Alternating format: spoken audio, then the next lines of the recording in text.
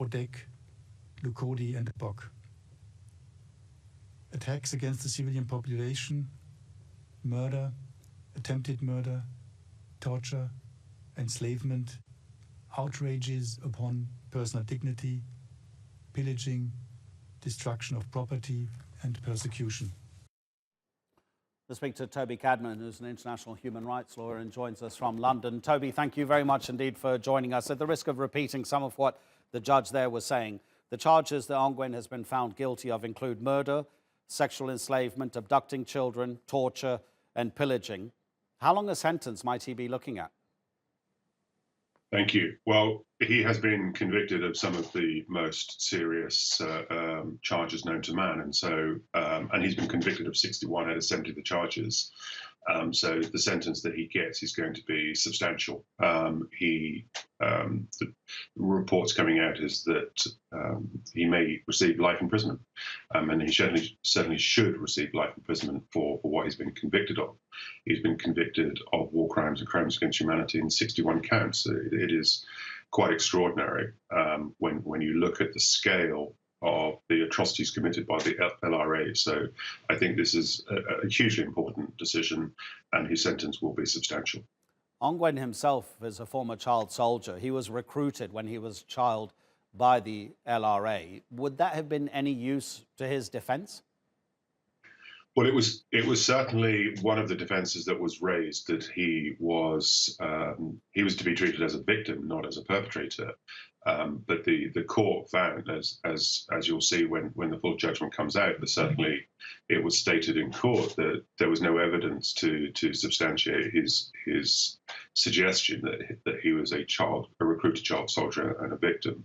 So it's unlikely to figure in to the sentence if the court has already rejected that there's no evidence to establish that.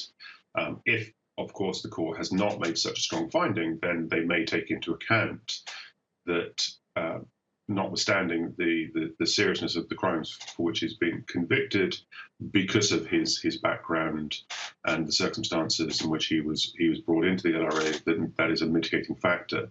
But it's not likely to factor into it, because the court has said there wasn't enough evidence to substantiate that as a defence.